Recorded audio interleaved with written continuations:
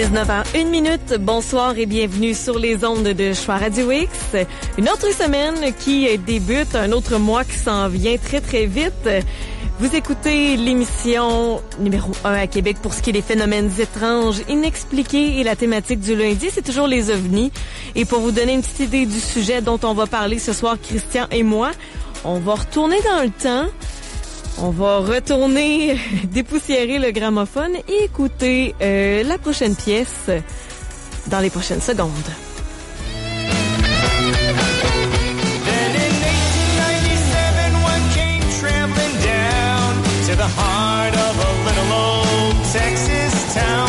This cigar-shaped object and pilot inside left the Aurora locals mystified.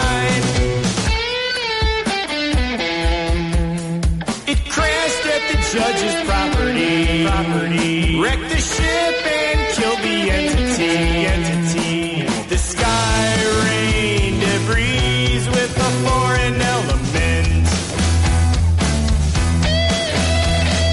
Lifeless body of a non-terrestrial inhabitant. C'est gramophone, mais ça fait bien un vinyle aussi. Christian, comment tu vas? Ça va bien. Ouais, c'était pas si vieux que ça. En fait, ça, c'est une pièce qui est quand même assez récente, qui est faite par un musicien qui est très éclectique, qui s'appelle Manjuga. Et la pièce, ça s'appelle Aurora, Texas, UFO Crash of 1897. Là, donc, ça, c'est de l'Antiquité. 1897, c'est parce que tu nous amènes à cette année précise ce soir? Oui, parce que en fait, ce soir, on va parler des ovnis avant les ovnis. Donc, parce que quand on pose la question, les ovnis, ça a commencé quand? Ben là, il y a des gens qui nous disent, ça a commencé dans l'Antiquité, les Égyptiens, Moïse, et on a toutes sortes de récits un peu fantastiques qu'on trouve dans les textes fondateurs religieux. Est-ce qu'on rentre les Templiers là-dedans aussi, ou là, je suis en train de mêler trop de concepts? Oh, les Templiers, ça, c'est beaucoup plus tardif, hein, les Templiers, on est aux alentours de l'an 1000, et les Templiers n'ont pas vraiment un lien avec les extraterrestres ou les ovnis. C'est une autre paire de manches. Ouais, même si les Templiers font dans le religieux, hein, parce que les Templiers, c'était d'abord des moines soldats qui avaient été créés pour défendre le Saint-Sépulcre à Jérusalem durant les croisades, là. Donc oui, on reste dans le religieux, mais on n'est pas tout à fait dans la même gang. Donc, ce soir, on va parler donc des ovnis avant les ovnis. Et en fait, pourquoi j'ai choisi ce sujet-là? La semaine dernière, à un moment donné, on a parlé des ovnis et je te racontais un peu comment, en fait, la culture populaire influençait souvent le discours, hein. On voit transiter d'une culture populaire dans le discours ufologique des éléments qui étaient là, qui mûrissaient depuis 20 ou 30 ans avant de retrouver ça. Oui, il y a des points d'ancrage. Donc, il y a cette influence-là, et tu vas voir que ce soir, on en a beaucoup de points d'ancrage, et c'est les ovnis, donc avant les ovnis. Mais avant toute chose, comment vas-tu? Ça va super bien. Un week-end qui a passé extrêmement vite, mais j'étais contente de te retrouver ce soir, Christian. Surtout qu'on va avoir une semaine, on le dit tout de suite à nos auditeurs, une semaine écourtée, parce que demain, je serai en charge. Vous l'avez entendu, la publicité sur nos ondes. Vous l'avez peut-être aussi vu sur Internet. On accompagne un groupe en collaboration avec Radio X dans les Caraïbes du Sud, et non pas dans le Triangle des Bermudes, mais c'est ça, demain, je serai... Est-ce que tu as une île en particulier? Est-ce que vous visitez des îles en particulier? Oui, on fait les îles ABC, Aruba, Bonaire, Curaçao. On va même jusqu'à Sainte-Lucie. Et c'est des auditeurs qui seront aussi parmi nous. Donc demain, c'est la rencontre d'information pour répondre aux questions de tout le monde avant de partir. Alors c'est pour ça que je vais être absente. Les Caraïbes. Oui, hein, la grosse misère, Christian. Ah, c'est épouvantable. Donc demain, on sera pas là, mais on reprend ça mercredi. On va reprendre ça mercredi. Oui, voilà. Moi aussi, j'ai eu un bon week-end. Je voulais remercier les gens qui nous écoutent depuis Montréal, puis il y en a peut-être aussi de Québec, mais ce week-end, j'ai fait une courte apparition au Salon du Livre qui se tenait au Palais des Congrès à Montréal. Quel livre que tu présentais à ce moment-là? Est-ce que tu étais conférencier? Non, c'était amusant parce que depuis ma maladie, j'ai décliné toutes les présentations publiques qu'on m'a fait. Okay. Mais là, c'était le Salon du Livre. On sait que l'an dernier, on a eu une édition qui était un peu caïn-caïn, là, à cause du COVID, tout ça. Donc, j'ai pas participé à ça. La vraie normalité était cette année, vraiment. Voilà, parce que l'an dernier, comme j'étais en traitement de chimiothérapie immunosupprimée, tu comprends que j'ai pas été me risquer à, en plus de ça, me retrouver dans un lieu où j'aurais pu être malade. Mais cette année, comme les choses allaient mieux, comme le salon avait retrouvé une certaine normalité, comme mon éditeur a été très patient avec moi parce que j'avais un livre qui était prévu cette année, mais qui éventuellement ne sortira que l'an prochain. Okay. Parce que, bon, avec tout ce qui s'est passé dans ma vie, j'avais pas la force d'écrire. Ben non, c'est ça, l'agenda se bouscule avec raison. Ouais, c'est ça. Et c'est ça. Donc il a été très patient avec moi. Et là, quand il m'a demandé si j'accepterais de faire une courte apparition au Salon du Livre, c'est ce que j'ai fait. Donc pendant 1 heure à peu près, j'étais au kiosque de l'éditeur, Guy Saint-Jean éditeur. Et puis bon, écoute, quand je suis arrivé, là, c'était une grosse vague d'amour. Il y avait une file de gens là qui attendaient là. Écoute, puis beaucoup d'entre eux avaient amené tous les livres que j'ai écrits, tu sais, puis j'en ai écrit là plus d'une dizaine, je sais pas, c'est 11 ou 12. Là. OK, il était prêt à se faire signer les briques, là. Voilà, et là, les gens arrivaient, puis bang, ils mettaient les livres sur la table. Et c'est là que t'es confronté, puis tu dis, mon Dieu, j'ai pas écrit tout ça, mais oui, tu sais, ça fait quand même des années. Hein. Donc, je suis quand même fier de ma production littéraire. J'étais là surtout pour présenter mon tout dernier livre, qui est sorti ce printemps, qui était À la recherche des reliques saintes. Okay. Mais évidemment, comme je suis depuis plusieurs années chez le même éditeur, ben il y avait tous les plus récents ouvrages des dernières années, là, dont notamment Crime occulte, dont on a parlé jeudi dernier, puis je te disais que peut-être que je produirais un Crime occulte 2. Là. Donc, c'est chez le même éditeur. Donc, il y avait Crime occulte. Oui, c'est ça. Les dossiers mystères 3, les ovnis au Québec. Donc, tout était là. Donc, les gens... Puis, c'était... J'étais... Tu sais, ça vient de chercher parce que les gens étaient là, ils étaient contents de me voir, ils étaient contents que je signe leur livre, mais en même temps aussi, j'ai senti une grosse vague d'empathie. Les gens, tu sais, ils étaient... ils prenaient des nouvelles de comment ma santé allait, puis il y avait comme une préoccupation de mon état de santé, puis ça me faisait plaisir de voir que les gens se préoccupaient de cette manière-là. Très chaleureux comme accueil. Donc j'ai tout signé ces ouvrages-là. Ça a duré 1 heure littéralement, là, et puis ensuite j'ai requitté, mais bon, ça me fait plaisir, puis ça me fait du bien en même temps de participer à cette activité-là. Donc, ça faisait quand même plusieurs années que je n'avais pas fait de rencontre publique de la sorte. Est-ce que ta présence avait été annoncée ou t'es arrivé un petit peu à la dernière minute en surprise? Ma présence avait été annoncée. J'avais évité de l'annoncer dans les médias, okay. Mais il y avait quand même toutes les publications qui ont été faites au cours des dernières semaines sur le Salon du Livre. Ben, il y avait des encadrés où on disait qui seraient les invités, qui seraient sur place pour faire des séances de signature. Et évidemment, j'apparaissais dedans, même si ma présence était très courte. Hein. J'ai accepté d'y être, mais j'ai accepté d'y être pour 1 heure seulement. Donc, j'imagine que ça a déçu beaucoup de gens qui auraient voulu... Puis c'était le dimanche. Donc, j'imagine qu'il y a beaucoup de gens, là, au cours des derniers jours, les vendredis, samedis, qui auraient voulu me voir ou faire signer leurs ouvrages. Mais bon, ça sera peut-être pour une autre occasion. Au prochain Salon du Livre, peut-être, ou peut-être au Salon du Livre de Québec. Ah, ben oui. Écoute, peut-être que tu vas avoir quelque chose qui va être sorti du four à ce moment-là. On parle de printemps 2023. Ouais, c'est ça. Donc, on travaille. Je vais voir qu'est-ce qu'on peut faire avec ça, parce qu'il y avait, tu sais, je sais qu'il y avait il y avait une demande qui avait été faite il y a quelques années, puis c'était resté un peu lettre morte. C'était, moi, j'ai publié quelque part là, au début des années 2000, je crois que c'était 2005 ou 2006, quelque chose comme ça. J'ai publié les dossiers mystères, tome 1, tome 2. Et ces ouvrages-là sont épuisés depuis de très, très nombreuses années, là. Et il y avait des discussions qui étaient en cours que peut-être on sortirait en nombre limité une espèce d'édition collector de dossiers mystères 1 et 2 là, dans un boîtier particulier ou quelque chose comme ça. Donc ça, c'est toujours en cours. Comme les livres ont déjà été écrits, j'ai encore les manuscrits, hein, j'ai encore les documents les documents qui ont servi à l'édition. Donc éventuellement, ce serait qu'une réimpression. Donc en tout cas, il y a des discussions qui se font autour de ça, et parce que je sais que beaucoup de gens, parce qu'actuellement, En librairie, c'est Dossier Mystère 3 qui est disponible. Okay. Les Chants d'Élisabeth 3, oui. C'est sûr que tu lis le 3, ce sont toutes des petites histoires, donc ça n'a pas d'influence que tu n'aies pas lu le 1 ou le 2, là, tu comprends. Mais néanmoins, il y a beaucoup de gens qui souhaiteraient avoir la trilogie des Dossiers Mystères. Hein? Fait que il y a des discussions qui sont en cours autour de ça, donc on en reparlera. Écoute. Avoir la chance de rencontrer l'auteur, le conférencier, l'animateur radio, ça serait fun à Québec, vraiment. On en finit. Je serai quand même à Québec le 9 décembre prochain. Vrai? Ben oui, parce que je vais aller assister au spectacle Elvis de Martin Fontaine. Ben oui, c'est la tournée d'adieu, je pense. Voilà, comme c'est la tournée d'adieu, j'avais déjà assisté à son Elvis Story il y a quelques années.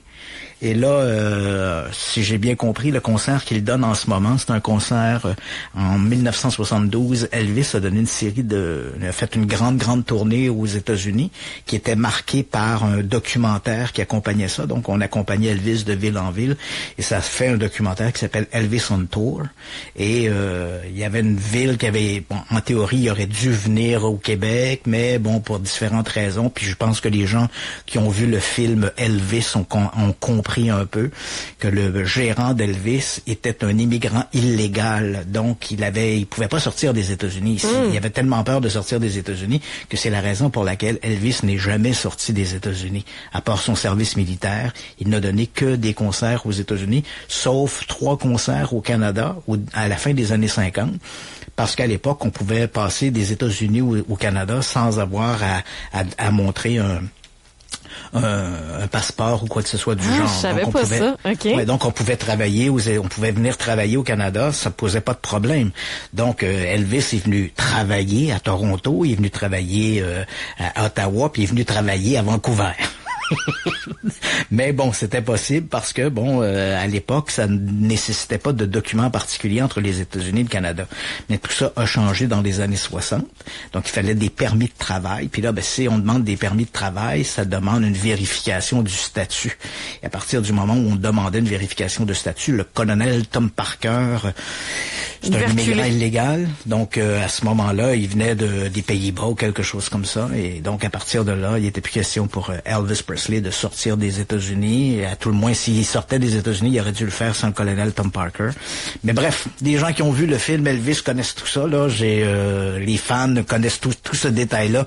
C'est notoire dans la carrière d'Elvis Presley. Donc en 72, il n'est pas venu au Québec et c'est un peu l'inspiration de ce spectacle de 1972 qu'Elvis aurait pu donner à Montréal si les conditions auraient été différentes. Et c'est un peu ce concert-là que reprend Monsieur Fontaine, et ça me fera donc très plaisir le 9 décembre d'être au Capitole de Québec pour assister à ça, puisque, comme tu l'as mentionné, Martin Fontaine a dit que c'était sa tournée d'adieu. Il quittait la peau d'Elvis Presley. Et on l'entend quand t'en parles que t'es un très grand fan. On se fera un petit coucou pour se rencontrer pour de vrai. Christian, Colin, on s'est jamais vu. On travaille ensemble puis on s'est jamais serré la main. Ouais, et je vais en profiter également parce que je sais qu'actuellement vous avez à Québec la magnifique exposition d'Égypte antique qui se tient au musée de la civilisation. Alors, et je ne veux pas manquer ça non plus. Donc, un beau week-end en vue. Bon. Oui, c'est ça, c'est un beau week-end en vue. J'espère qu'on nous réservera pas une tempête de neige. Là. Non, c'est un truc comme ça, mais oui, ça va me faire plaisir de. Puis, écoute, ça fait quand même un petit bout de temps que je suis pas allé à Québec. En fait, ça remonte. En fait, j'ai l'impression que ma vie s'est arrêtée avec la maladie. J'ai pas rien fait depuis ces années-là. Donc, en même temps, la maladie puis le COVID, en même temps. C'est ça. Un peu. Là, faut ressortir. On dirait qu'on est comme ça. Faut reprendre notre vie en main, là. C'est ça. Allons-y. Puis on va être dans les lendemains aussi des dévoilements des sondages. Donc, on pourra se faire une petite photo pour les auditeurs également de notre rencontre officielle, Christian. Assez parlé. On a rattrapé ce qu'on avait de notre fin de semaine. Maintenant, on plonge dans le vif du sujet. Les ovnis avant qu'on appelle ça les ovnis. Voilà. Au tournant des années 1900. Oui, parce que on a entendu te faire entendre cette chanson qui est de Majunga, qui rappelle une histoire d'OVNI qui s'est produite en 1897 qu'on appelle le crash d'Aurora. Et c'était une époque où techniquement parlant les ovnis n'existaient pas encore. Quand on demande aux amateurs d'ovnis à quand remonte la période des ovnis ou quand remontent les histoires d'ovnis, on s'entend sur un premier élément, l'ère moderne moderne des ovnis débute le 24 juin 1947. Pour qu'on aurait pu prendre d'autres événements, mais on a choisi un événement majeur. Le 24 juin 1947, un pilote américain observe des objets au-dessus du mont Rainier dans l'État de Washington qui ressemblent à des croissants. Et par un concours de circonstances, lorsqu'il va raconter ça aux journalistes, il va dire ces objets se déplaçaient comme des soucoupes qui ricochaient sur l'eau. Et il utilise l'expression soucoupe non pas pour décrire la forme des objets, mais leur mouvement dans le ciel. Okay. Néanmoins, le journaliste, ne faisant ni un ni deux, écrit le lendemain dans le journal, un pilote a vu des soucoupes volantes. Donc le terme était lancé.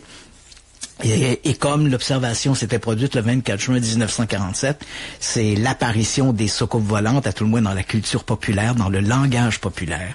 Et lorsque l'on demande aux amateurs d'ovnis à quand date l'époque moderne des ovnis, bon, c'est-tu le 24 juin 1947. Okay. Mais avant, qu'y avait-il avant?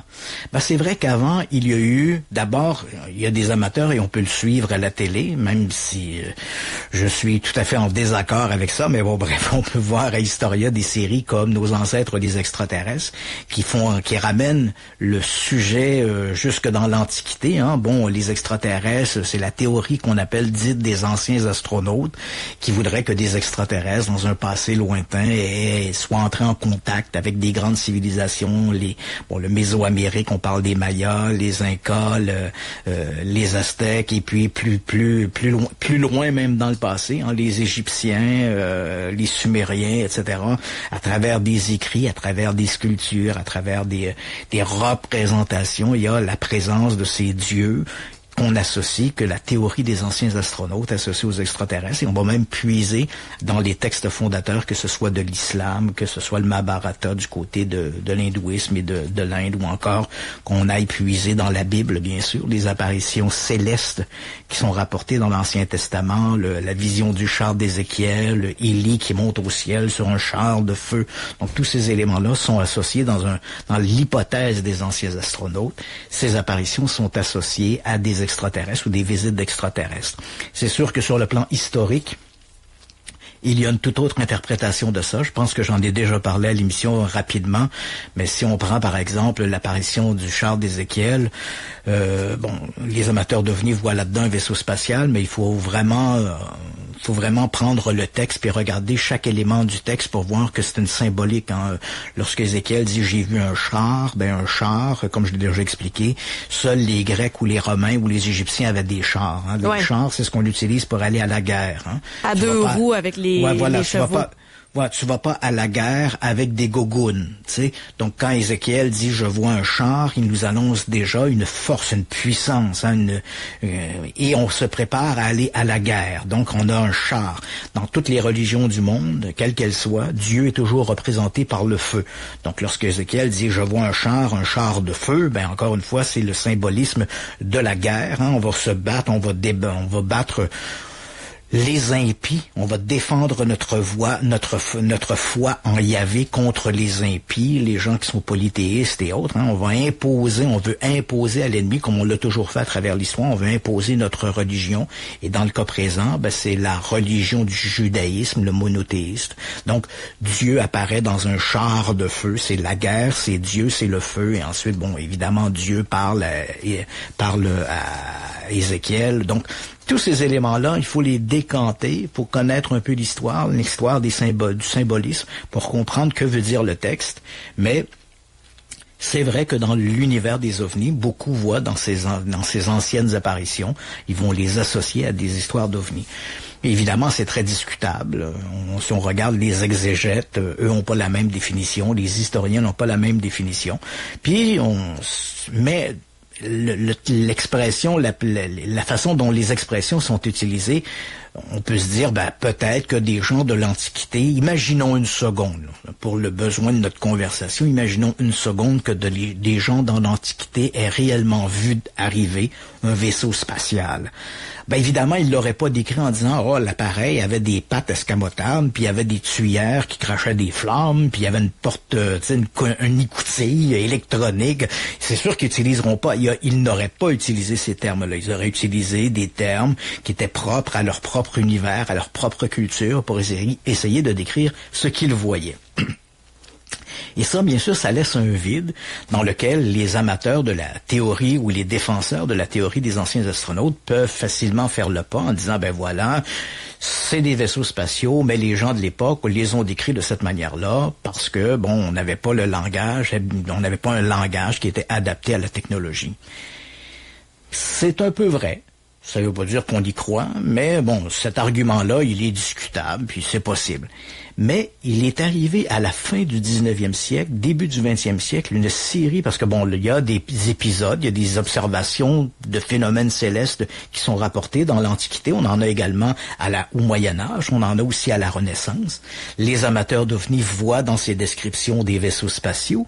Les historiens voient plutôt une extrapolation sur des phénomènes naturels, comme par exemple une pluie de météores ou des trucs comme ça.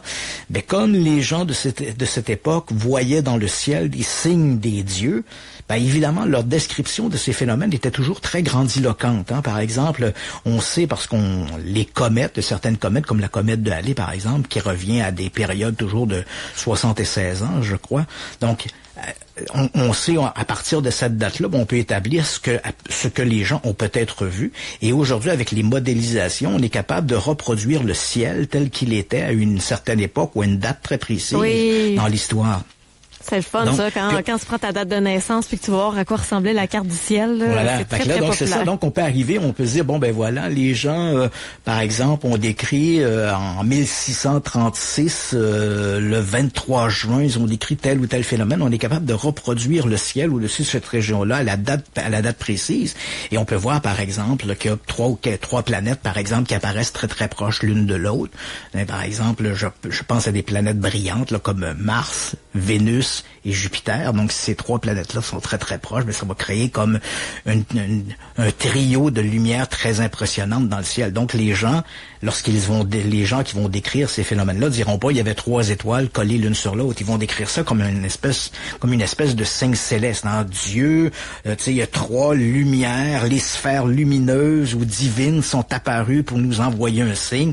Donc, évidemment, c'est toujours très grandiloquent. Et là, encore une fois, les défenseurs de l'hypothèse des anciens astronautes peuvent toujours capitaliser en disant oui, mais le discours des gens du Moyen-Âge ou de la Renaissance n'était pas adapté à la technologie, donc peut-être ces gens-là ont réellement vu des ovnis, mais les ont décrits en utilisant un langage approprié.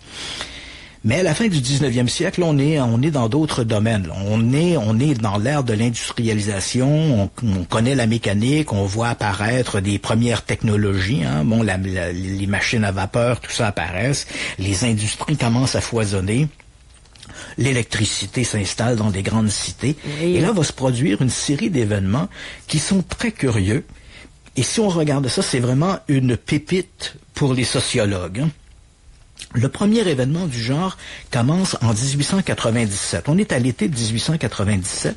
À ce moment-là, aux États-Unis, l'affaire commence d'abord en Californie. Des gens vont commencer à voir dans le ciel des objets de forme allongée qui ressemblent à des dirigeables. D'ailleurs, l'expression qu'on utilise aujourd'hui pour définir cette période-là ou cette série d'observations, on dit la période des dirigeables fantômes. Et tu vas comprendre pourquoi on dit dirigeable fantôme. Pas que le phénomène était fantomatique comme les bateaux fantômes, hein, comme le hollandais volant, là. Ouais. Mais vraiment, les gens voyaient ces machines-là, hein, et ils les décrivaient, hein. Ils disaient, bon, voilà, cette machine est apparue dans le ciel, et la description qu'ils en font, avec quelques variantes, mais la version qu'on raconte, ce sont des machines qui ressemblent à des gros dirigeables, à partir desquels il y a des câbles et qui pendent en dessous, et au bout de ces câbles, il y a comme une gondole, une cabine qui est accrochée là. Et là, les gens racontent que ces objets-là traversent le ciel en faisant un bruit assourdissant. Ils sont mus par des moteurs à hélices, un peu comme les moteurs qu'on retrouve sur les grands paquebots de l'époque, hein, les transatlantiques, dont ils ont des gros moteurs avec des grosses hélices. Ils font un bruit épouvantable et dans certains cas, les objets, ces engins, ces dirigeables fantômes réussissent à descendre suffisamment près des gens pour les gens puissent voir à l'intérieur. Et là, ils disent, ben voilà, j'ai vu dans la gondole des gens. Et c'est toujours très exotique, hein, les gens. Mais on voit que c'est un discours de l'époque. Hein. Les gens disent, ben on voyait comme des cadrans, des manettes. Hein, les gens manipulaient ça. Et on a vu des personnages à bord et ces personnages-là ne sont jamais décrits de manière très exotique. Hein. Aujourd'hui, dans le langage extraterrestre, on dirait il y avait des tentacules, des antennes, il y avait 3 yeux, mais c'est jamais le cas. Hein. Dans la vague des dirigeables fantômes, on voit qu'on n'a pas le même niveau d'exotisme. Hein. Les gens disent ces gens-là étaient très exotiques, ils avaient la peau basanée et portaient la moustache. Ah, okay. Ça, c'était l'exotisme. Donc, ils voient ces engins-là. Et il y a des histoires. Évidemment, il y a toujours l'exagération. Combien d'histoires sont vraies, combien d'histoires sont des canulars. Mais tu as des histoires tout à fait croustillantes. Là. Un de ces dirigeables aurait laissé derrière lui une ancre qui se serait accrochée dans le clocher d'une église, arrachant une partie du clocher. Donc, tu vois un peu le genre de récit. Et parfois, il y a même des récits qui racontent que certains de ces dirigeables se seraient posés en quelques atterrissages. Ils sont rares, mais il y en a quand même quelques-uns dans la littérature. Et là, ces personnages à la peau basanée, avec des moustaches seraient sortis, hein, puis ils sont vêtus comme des hommes normaux, là. Appelons-les les Mexicains. Voilà, toujours un costume un peu exotique, là. Tu sais, ils diront, la coupe de leur chemise était plus droite, au lieu d'avoir 4 boutons, il y en avait 5.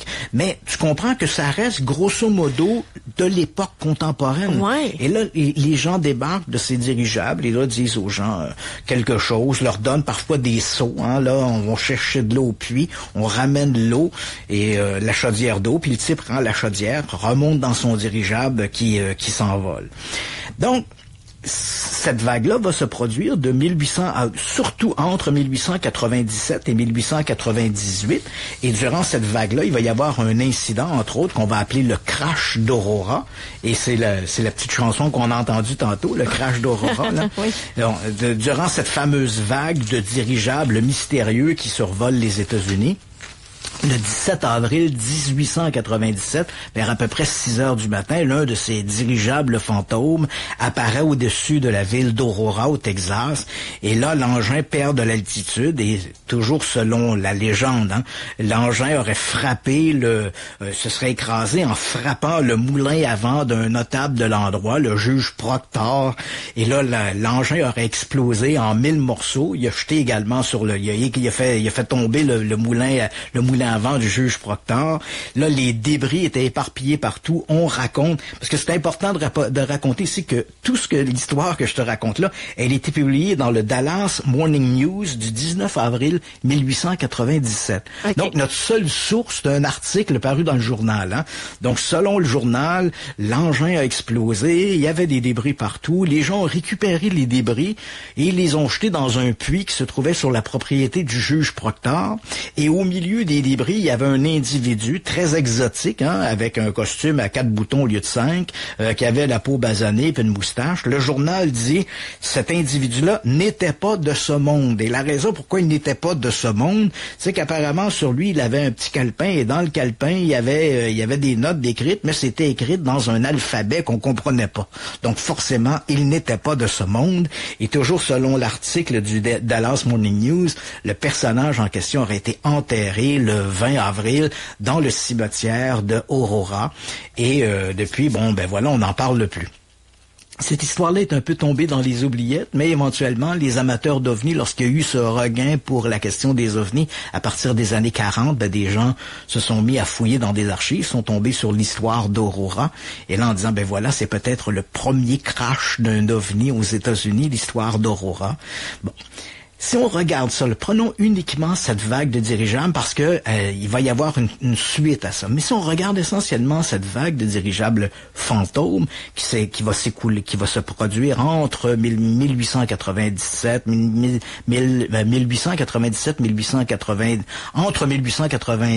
et 1898 principalement, même s'il y a eu des observations un petit peu avant et un petit peu après, mais c'est surtout durant cette période-là.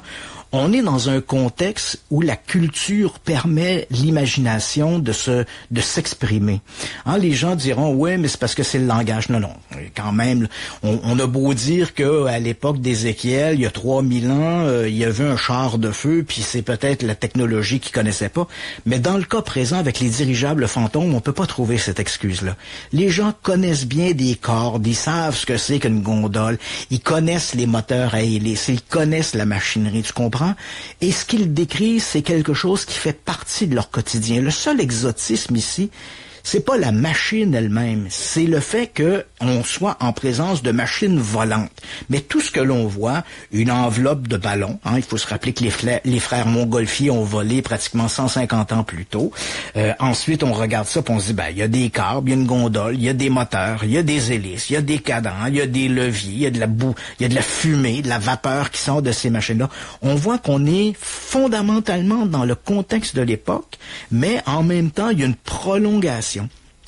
Et quand on regarde qu'est-ce qui se passe sur le plan sociétal à ce moment-là, on est exactement dans cette culture de récupération. Hein, il faut savoir que 10 ans plus tôt, avant que les gens commencent à voir ces dirigeables fantômes, 10 ans plus tôt, Jules Verne a publié son célèbre roman Robur le Conquérant. Et dans Robur le Conquérant, je ne sais pas si tu as lu ce roman-là de Verne, mais c'est un peu une version de 20 000 lieues sous les mers aérienne. Hein. Donc on a une espèce d'individu mégalomane qui s'appelle Robur. Il a un véhicule qui ressemble étrangement aux descriptions que les gens vont donner 10 ans plus tard des dirigeables fantômes. Hein. Une espèce d'enveloppe avec des cordages, une nacelle, des moteurs à hélice. Hein. Et dans le roman de Jules Verne, cette extraordinaire machine s'appelle l'Albatros. Oui. Éventuellement, Robur le Conquérant veut dominer le monde. Hein. Un peu comme le capitaine Nemo dans son sous-marin, le Nautilus, voulait conquérir le monde. Donc, on a déjà dans la littérature toute la thématique, hein, la machine volante, les hélices, et c'est quelque chose d'exotique. Et en même temps, dans la presse généraliste, on n'en est pas encore au dirigeable, mais on commence à en parler. Hein. Déjà, il y a eu quelques essais de ces fameux dirigeables. Hein. Alberto Santos Dumont, en 1898, donc en pleine vague de ces dirigeables fantômes, va faire voler un dirigeable au-dessus de Paris. Le comte Ferdinand von Zeppelin va également commencer à développer des dirigeables qui sont rigides. Donc, on voit des dessins dans la presse qui nous parlent de ces machines qui sont tout proches. Elles sont pas là encore, mais elles sont tout proches, elles sont pour demain. Et là, on se met à voir des dirigeables comme ça dans le ciel, alors que la presse ne fait pas que parler que de ça. D'ailleurs, on présente le dirigeable comme étant le concurrent des transatlantiques. Hein. Il y a les grands bateaux qui font les traversées transatlantiques entre l'Europe et l'Amérique. Et là, on parle déjà que l'avènement du dirigeable va être un des grands défis auxquels le monde nautique aura à faire face, un des concurrents importants, parce que en moins de temps, on pourra transporter via les airs des passagers de l'Europe vers l'Amérique. Et ils ont pogné 2 minutes avec l'avion après, là. Ouais, c'est ça. Donc, on est dans cet univers-là. Et quand on parlait justement de cette récupération, je pense que les gens, hein, on voit il y a une espèce d'attente. Hein. Je dis pas que les gens n'ont pas vu des trucs, mais comme les journaux lui parlaient de ces dirigeables, ils étaient à leur porte. Et Robur le Conquérant avait déjà été publié. On anticipait déjà la présence de ces machines volantes et soudainement, les gens se mettent à voir de ces machines volantes. Donc, on voit bien que probablement, ils ont vu des trucs dans le ciel qui pouvaient être n'importe quoi, un oiseau, une planète, une météorite, n'importe quel phénomène naturel, parce que c'est sûr que c'était avant l'ère de l'aviation, mais à partir de là, ils extrapolaient, j'ai vu quelque chose de mystérieux et voilà, je crois que j'ai dû voir un dirigeable fantôme et comme on disait aux gens à quoi devaient ressembler ces dirigeables, évidemment, ils exagéraient. Il faut également comprendre qu'à l'époque, et ça, peu de gens savent ça, mais à l'époque, les grands journaux des villes n'avaient pas de journalistes en région. Donc ça c'était l'âge du courrier du lecteur. C'était très important. Donc les grandes villes n'avaient pas de journalistes en région, donc ils s'en remettaient à une forme de courrier du lecteur. Donc on invitait les gens dans des régions, s'ils avaient ou ils étaient témoins d'un phénomène quelconque, d'un événement, un fait divers, ils écrivaient divers, et là donc on rapportait, hein, donc tu ouvrais le journal par exemple, tu étais dans une ville importante par exemple, tu es à Philadelphie, tu ouvrais un journal, puis là tout d'un coup il y avait un encadré, puis on disait un meurtre s'est produit dans tel petit village, puis le maire est arrivé, puis les policiers enquêtent, puis il y a 3 victimes. Ben crois-le ou non, c'était généralement des articles qui avaient été écrits par des lecteurs. Hein. C'était pas des journalistes qui s'étaient rendus sur place. On s'en remettait aux lecteurs pour écrire des articles, pour décrire des faits divers en région. Et à travers ça, bien sûr, Donald Trump a pas inventé les fake news. Hein. Donc, à partir du moment où on se mettait à raconter des histoires un peu fantaisistes et rocambolesques, il y a des lecteurs qui écrivaient des nouvelles toujours plus sensationnelles à l'éditeur. Et l'éditeur avait aucun moyen de savoir si c'était vrai ou non. Donc, il publiait. Et évidemment, chaque journal avait son histoire plus rocambolesque les unes que les autres. Hein. C'était un peu une espèce de surenchère. Hein. Un tel a vu tel truc, je vais en raconter un plus extraordinaire. Et là, à travers ça, t'arrives plus à faire le tri entre les gens qui ont réellement vu dans le ciel des choses qu'ils n'ont pas identifiées, peu importe ce que c'était, qu'ils les ont associées à cette vague de dirigeables fantômes, puisqu'on en parlait dans la presse, puisqu'on nous annonçait que ces dirigeables fantômes étaient à nos portes, qu'ils allaient bientôt envahir le ciel. Et à travers ça, il y avait ces innombrables canulars qui étaient faits par les journaux pour entretenir des histoires. D'ailleurs, notre fameux crash d'Aurora, même si les amateurs d'OVNI veulent y voir le premier crash d'OVNI aux États-Unis, il faut savoir que cette histoire-là a été inventée parce que ça s'est jamais produit, ce crash à Aurora. L'histoire a été inventée pour attirer augmenter les touristes à Aurora parce que la voie ferrée devait passer, il y avait une voie ferrée qui devait passer par Aurora. Et on s'est dit, si la voie ferrée passe par Aurora, ça va amener des touristes à Aurora. C'est un tout petit village, ça, là, au Texas. Et finalement, on a comme revu les plans sur le trajet du train, puis finalement, le train n'a pas passé par Aurora. Donc, on cherchait une nouvelle façon d'attirer les touristes à Aurora. Et comme toute la presse parlait à ce moment-là de ces dirigeables fantômes, on a conté une bonne histoire. Il y a un de ces dirigeables qui s'était écrasé à Aurora, puis on avait le cadavre du martien, hein, parce qu'on l'appelait le martien, parce qu'en même temps, ça faisait partie de la culture populaire. Les martiens, hein, c'est justement d'ailleurs en 1898, en pleine vague de ces dirigeables fantômes, que H.G. Wells va publier son célèbre roman La guerre des mondes. Donc les martiens, ça fait partie du discours. Donc, on a dit que le bonhomme, qui était le martien, avait été enterré dans le cimetière d'Aurora, puis on espérait que les gens viennent voir la tombe du martien, puis bon. Donc, c'est un canular, comme il y en avait beaucoup à cette époque, et le discours de ces gens-là décrivait bien des machines qu'on voyait dans la presse, qu'on nous annonçait pour demain, mais qui, visiblement, étaient une extrapolation de ce qu'ils voyaient dans le ciel. Mais encore une fois, on voit bien, c'est une véritable pépite pour les sociologues de voir à quel point, à partir du moment où tu publies quelque chose dans le journal, des gens vont se mettre à voir ces trucs-là.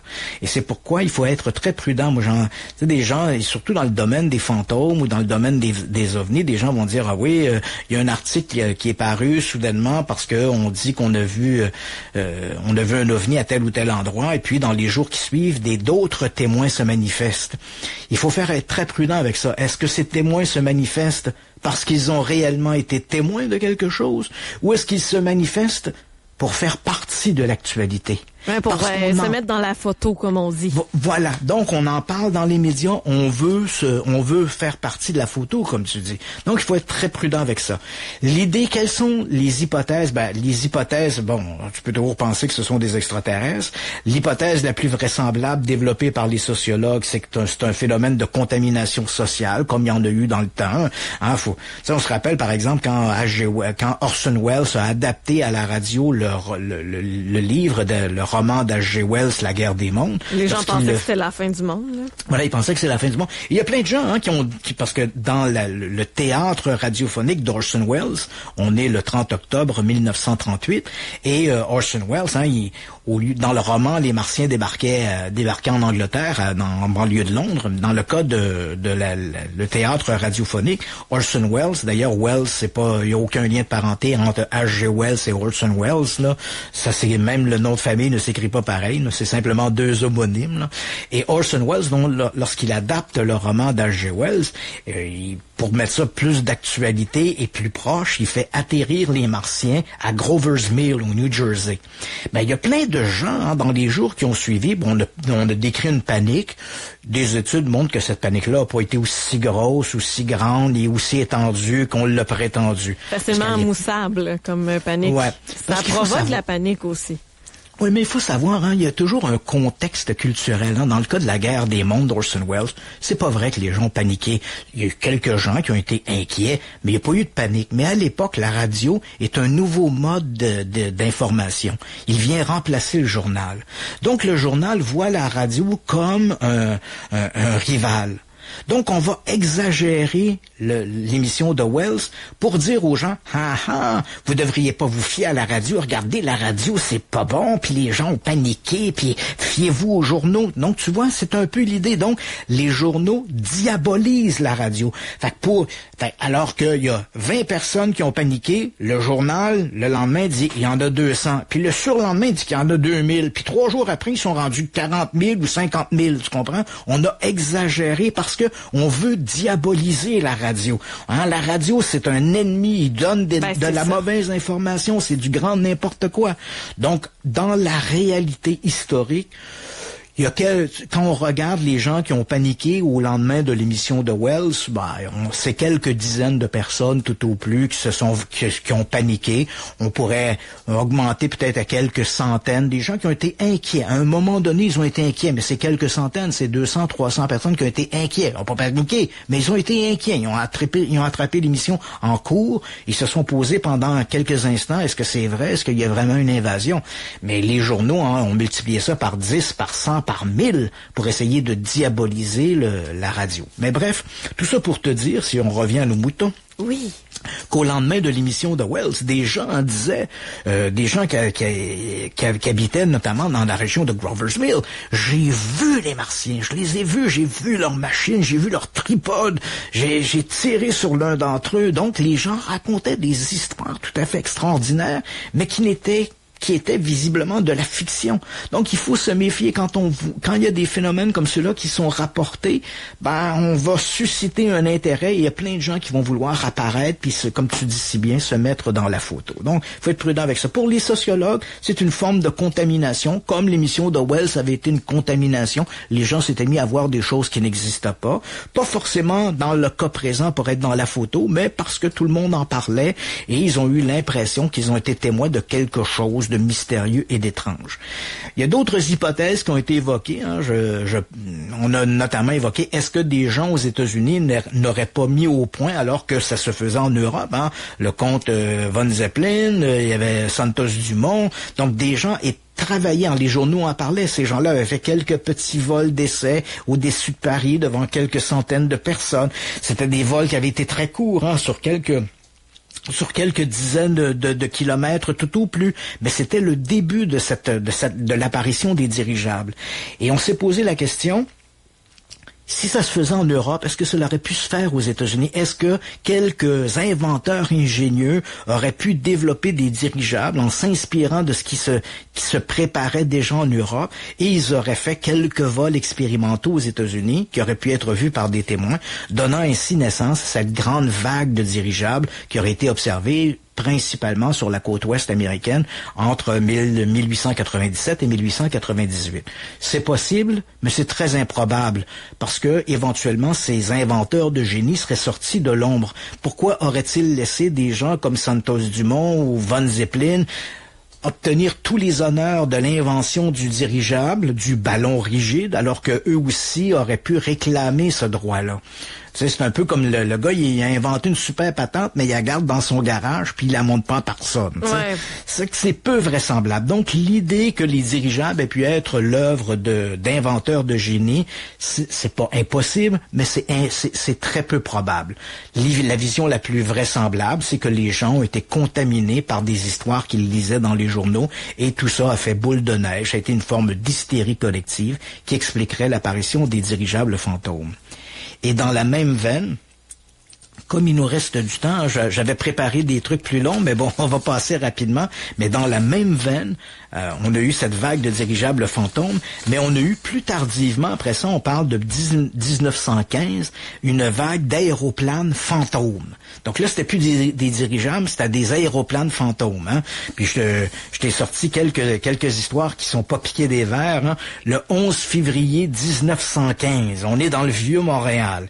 Et là, il y a des dizaines de personnes qui sont sur une patinoire et soudainement, ils voient arriver, tout ça est publié dans la presse 2 jours plus tard. Donc, ici, c'est dans la presse, c'est sûr que c'est vrai. Puis quand je parle de la presse, là, je parle vraiment du quotidien La Presse. Oui. Donc, on raconte ça, des gens qui étaient sur une patinoire dans le vieux Montréal en début de soirée, ont vu arriver un avion. Hein. À l'époque, les avions, faut se rappeler que les avions existent, mais les avions ne volent pas la nuit, ils sont pas équipés pour voler la nuit. Hein. Quand on parle d'aéroplane, on dirait l'ancêtre des avions citernes de la Sopfeu. Oui, c'est ça. Donc, c'est vraiment un aéroplane. Donc, les gens voient soudainement arriver cet aéroplane, et là, l'aéroplane a comme un grand phare en avant de lui qui éclaire le sol, et là, les témoins lèvent les yeux au ciel, voient cette forme un peu ailée avec ce gros projecteur qui fait un bruit assourdissant. Et parmi les témoins, il y a même des policiers qui voient également le phénomène, et on va appeler comme la garde nationale, qui la garde nationale n'a pas entendu parler du tout de ça. Donc, on est en présence d'une observation assez surprenante qui va être, comme je l'ai mentionné, rapportée dans la presse, mais il faut se remettre aussi dans le contexte. Les aéroplanes existent, ils ne volent pas la nuit, mais ils existent, on en parle, et demain, on nous annonce déjà dans le journal que demain, les avions voleront la nuit, et après-demain, ils traverseront l'Atlantique, et dans quelques années, prendre l'avion deviendra aussi banal que monter en voiture. C'était une bonne prédiction de la presse, ça, par exemple. Oui, donc ça fait partie d'une forme de culture. Et il faut se rappeler également, un peu comme l'émission d'Orwell en 1938, elle arrive juste au moment où il y a une montée du nazisme en Europe, il y a la possibilité d'une guerre, les gens sont anxieux. Et là, soudainement, Wells lui dit, ben voilà, les Martiens ont débarqué à Grover's Mill. Donc les gens vont facilement céder à la panique. On est exactement dans la même figure ici. On est en 1915, la guerre 14-18 est débutée depuis un an en Europe, donc on entend les échos de ces guerres, ce qu'on va appeler la guerre de tranchées, la guerre 14-18. Donc les gens ont des échos de ça. Et pour la première fois, la Première Guerre mondiale, c'est la première guerre où on va utiliser des avions sur le terrain de combat. Mais des avions qui volent le jour, tu l'auras bien compris, mais néanmoins, on utilise des aéroplanes dans le conflit. Donc tout ça nous arrive dans les journaux, et curieusement, les gens se mettent à voir des aéroplanes fantômes au-dessus du quai. Alors que les avions, bien sûr, ne sont pas équipés pour... Même s'il y avait...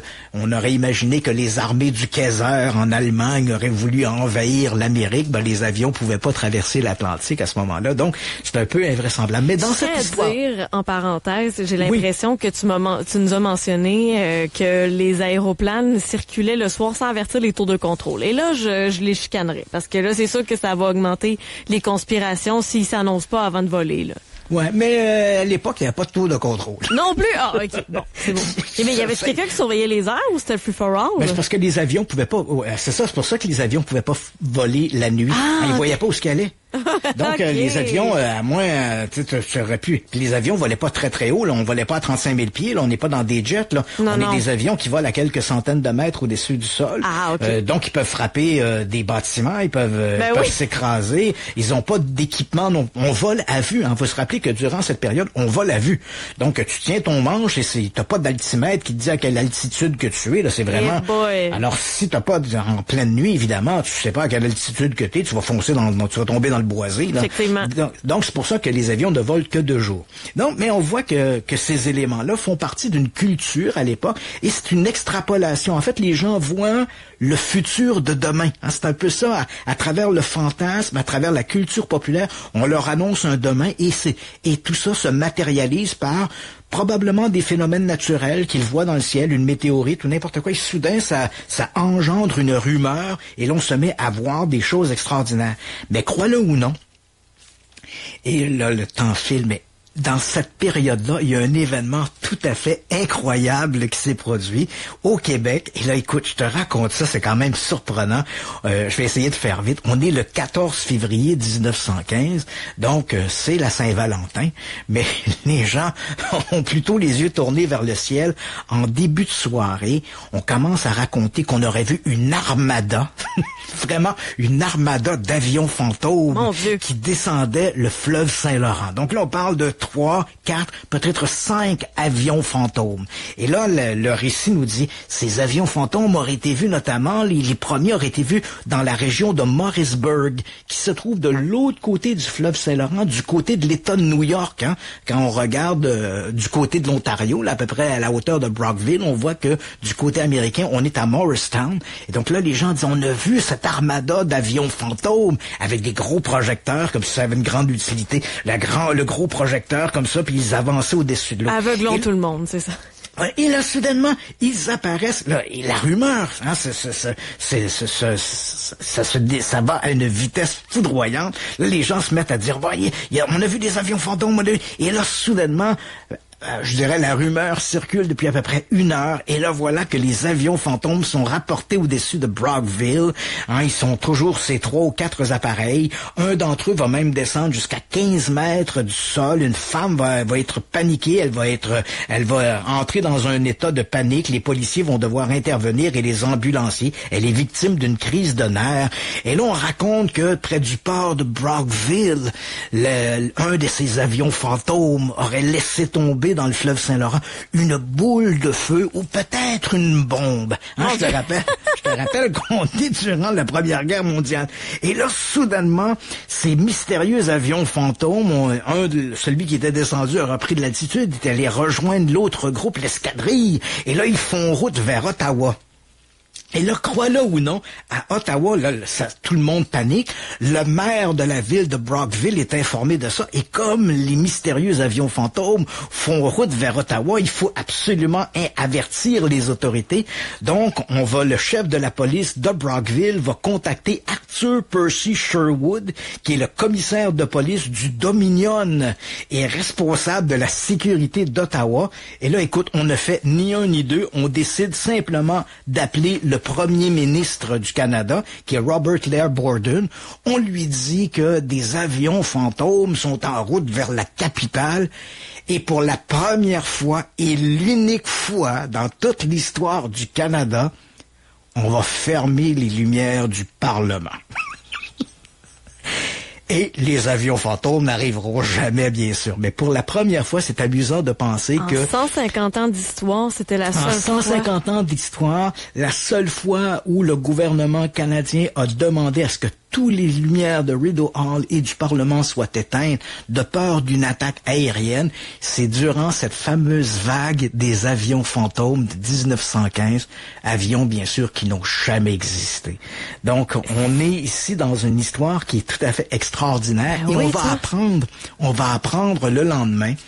Bon, c'est l'interprétation on en dira ce que l'on veut bien sur l'interprétation, mais le lendemain, il y a un citoyen de Morrisburg, là où toute l'histoire a débuté, les avions fantômes avaient été vus à partir de Morrisburg. Un citoyen de Morrisburg va dire, le soir du 14 février, comme c'était la fête de la Saint-Valentin, j'ai voulu faire un cadeau, pas vraiment un cadeau, mais un spectacle pour mon amoureuse, et j'ai envoyé dans l'air 3 ballons qui contenaient des feux d'artifice pour souligner notre première année de relation, de vie commune. Quelle bonne idée dans la panique générale de faire ça. Et voilà que ces ballons, le type dit ces ballons, emportés par le vent, ont traversé le fleuve, se sont dirigés vers Brockville, de l'autre côté. Et effectivement, le lendemain, on va retrouver près de Brockville, à Brockville, près de l'asile de Brockville, ça tombe bien, une asile. On va trouver près de l'asile de Brockville, on va retrouver des débris de pièces pyrotechniques qui viennent accréditer l'histoire de ce citoyen de Morristown qui disait avoir envoyé des feux d'artifice dans l'air. Et là, tu te poses la question, mais tu te dis, coudonc. Est-ce que c'est possible que dans cette panique où les gens voyaient des avions fantômes, est-ce qu'il est possible que de simples feux d'artifice aient alimenté une telle rumeur qui a entraîné la fermeture des lumières de la capitale et principalement du Parlement. Je serais même pas surprise, Christian, parce que en terminant, parce que le temps nous manque pour la suite, j'ai écouté tout ton récit ce soir, puis je me suis dit, au début du cinéma, il y a une foule qui était devant l'écran géant. On veut un train arriver, un des premiers films, et ils sont sortis en courant, en pensant que le train s'en venait vers eux. Suis-je surprise de ce que tu m'annonces ce soir? Aucunement basé sur cet exemple-là. On peut croire à tout quand on connaît pas encore l'évolution technologique ou de la vie de tous les jours, là, carrément. Je crois que c'est Arthur C. Clarke, l'auteur du roman 2001, l'Odyssée de l'espace, et qui était également un pionnier dans le développement des satellites, qui a dit à un moment donné, dans un de ses romans, il avait dit « De la technologie un peu plus avancée va toujours nous apparaître comme de la magie ». C'est bien dit. Et c'est un peu ça. Les gens avaient l'impression qu'il y avait comme une forme de magie. Mais tu vois, moi j'adore ces sujets-là.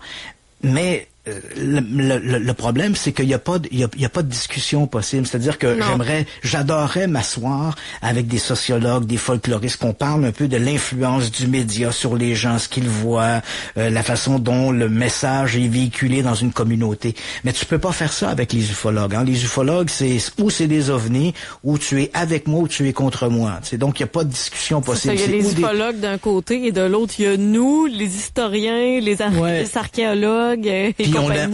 Puis on sait pas de quoi on parle, on aime les diaboliser, mais bon, c'est vraiment une histoire qui est tout à fait croustillante. D'abord cette vague de dirigeables fantômes, et ensuite durant la Première Guerre mondiale, les avions fantômes, et bien sûr cette petite anecdote où on a fermé les lumières du Parlement, qui aurait peut-être été simplement des feux d'artifice alimentés par une peur collective.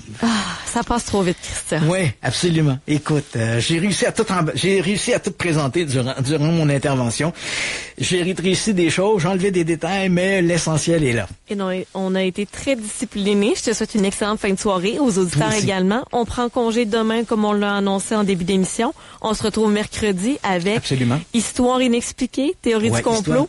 Ouais, exactement. Donc on va faire là-dedans, on va broder là-dedans mercredi. Super, bonne soirée à toi, Christian. Bonne soirée à toi, ciao. Bye. Radio X-Files. Radio X.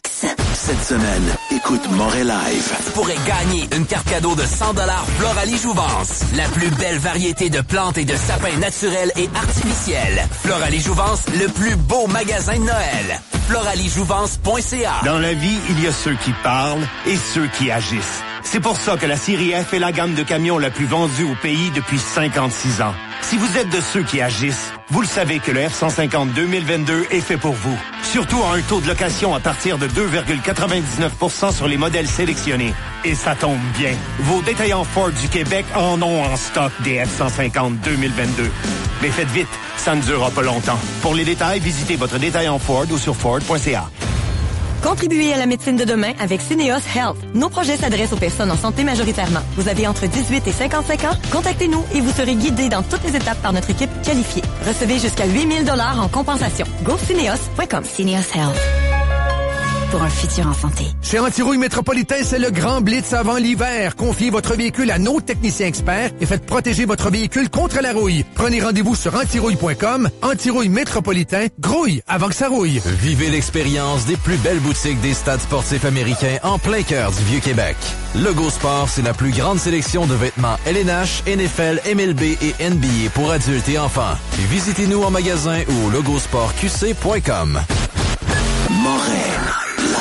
Il a parlé d'une deuxième phase. S'il n'a pas parlé de deuxième phase, lui, il a dit, ouais, mais là, je serai pas là. Peut-être que dans 15 ans, quelqu'un va dire que ça vaut à peine. Oui, ni pour ni contre, bien au contraire. Tu sais, tu t'arrives au restaurant, elle te demande, la fille, si tu veux de la sauce au poivre sur ton steak. Toi, tu lui dis ni pour ni contre, bien au contraire. Qu'est-ce qu'elle va faire? Elle va s'en aller. Les gens sont pas target dans cette histoire-là, sont pas précis. Moret Live, avec Dominique Moret.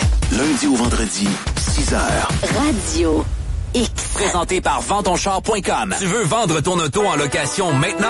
Facile. Va sur la nouvelle plateforme web ventonchar.com pour une évaluation complète, rapide et obtiens le meilleur prix. ventonchar.com. Desjardins Sillery Saint-Louis-de-France présente la magie des fêtes sur Maguire. Père Noël, lumière et sapin géant, une expérience magique. La promenade la plus féerique à Québec, c'est l'avenue Maguire. Collaboration microbrasserie Le Saint-Colon. Tous les détails au avenuemaguire.com. Capsule. Radio X. Supporte ses partenaires. Contribuez à la médecine de demain avec Syneos Health. Nos projets s'adressent aux personnes en santé majoritairement. Vous avez entre 18 et 55 ans, contactez-nous et vous serez guidés dans toutes les étapes par notre équipe qualifiée. Recevez